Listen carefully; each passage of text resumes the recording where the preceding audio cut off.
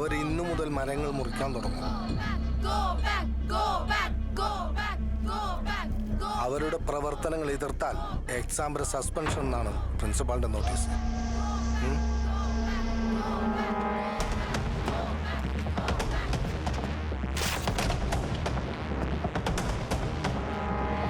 ഇത് ടീച്ചർ ഒപ്പിട്ടതാണോ? അത് ജീവ, ഞാൻ ഈ വർഷം റിട്ടയർ ആവുകയാണ്.